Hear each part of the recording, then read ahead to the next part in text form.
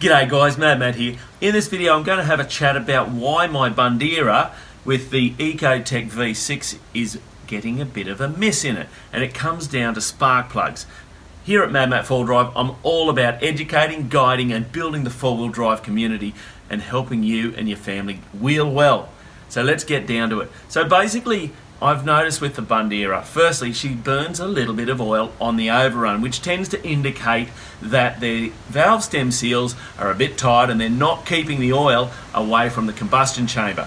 So what's happening is my spark plugs are fouling up after a few thousand kilometres, and therefore I'm developing a bit of a miss under higher load situations, and I'm finding that I don't have the low down torque in the idle areas when I'm crawling, and so she stalls a lot more. I'm also having a bit of hard starting. So I've pulled the plugs out today. We're going to take them over to the workbench and we're going to have a look at what's going on, and I'll explain to you how we can look at resolving the issue. Let's go over to the workbench.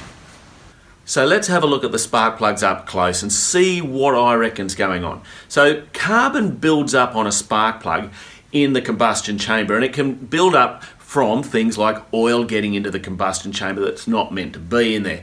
And carbon is a conductor of electricity. So when you've got too much carbon on the electrode of the spark plug, the electricity, instead of jumping the gap and igniting the fuel, can travel down the carbon and give you a misfire. And that's where I think I'm getting the lack of performance and struggling at idle and all of those sort of problems I mentioned earlier.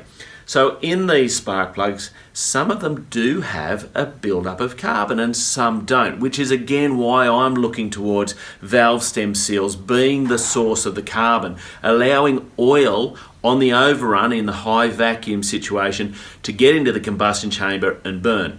How do I know I'm getting oil in there? Well, when I stop at a set of traffic lights, having shifted down the gears, sometimes I'm smelling the oil, or I even see a waft of oil travel past the vehicle. And the other place you can see it is when you've done a prolonged idle, and that high vacuum situation will allow the oil to get in the combustion chamber, and that too can also give us that smoky situation, or the situation where carbon is building up on a spark plug.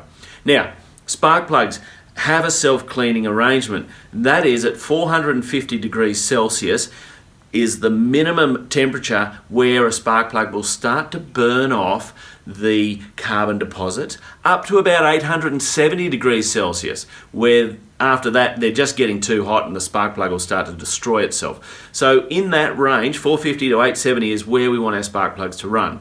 Now come over here and have a look at these spark plugs. Now I've numbered them when I took them out of the vehicle. This area here is what we call the ceramic. This bit down here is the electrode, and this is the earth pole. Okay, so essentially the spark jumps between the electrode and the earth there. All right, now this is a number of things I'm seeing that I like. One is those edges of that spark plug are still square and sharp. There's no real deposits on the ceramic around here. So that says to me that cylinder number 1 is running pretty fine. Now if we come over here and have a look at, better pick up the right spark plug, where have I put it? Here it is, number 2. All right, so look at the carbon build-up here, all in around that ceramic, here on the electrode, and even on the earth pole on the side there. Now you'll notice if I turn the plug around, it's only on one side of the plug. That's to do with the way the flame front is travelling inside the combustion chamber. But this carbon is going to allow electricity to leak away and get out of the into the cylinder head through the thread, instead of jumping this gap, giving me my spark.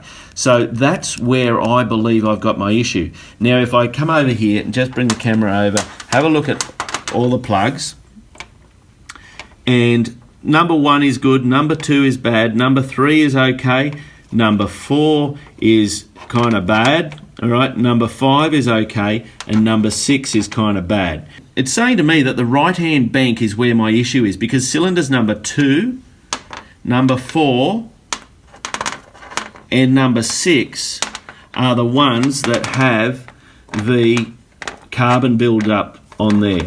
All right, see that?